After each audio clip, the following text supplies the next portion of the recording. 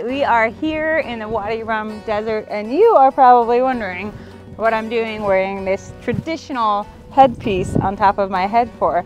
And actually, it's a lot like wearing socks. I know that sounds silly. What do you mean it's a lot like wearing socks?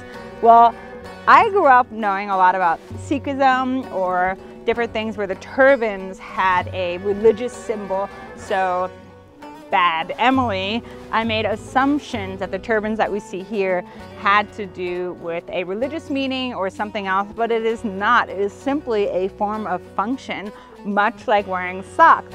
So these headpieces in general are very common in the dry air, the desert, and the reason being is because it protects the sun off the top of your head, keeps your head cooler. That's why a lot of them traditionally are white with a color print.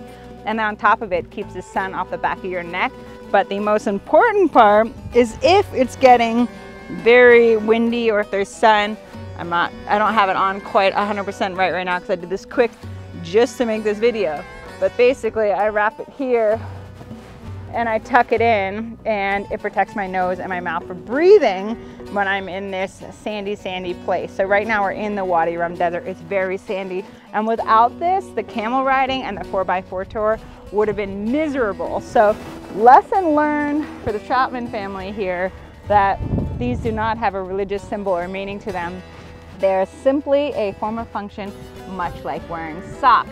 Now there is one cool little piece of history with them to keep in mind. So way back when people would travel across the desert, and we're talking like a long time ago, we saw petroglyphs from thousands and thousands and thousands of years ago before Christ, and that was for camel riders going through the desert. But back in the day, from far away, they could tell by the color of the turban which nationality those people were from. So the traditional one for Jordan is red and white. So while the family is visiting, we all decided to don the red and white headpieces because we're here in Jordan, and we want to say thank you to the Jordanians for having us in their hospitality.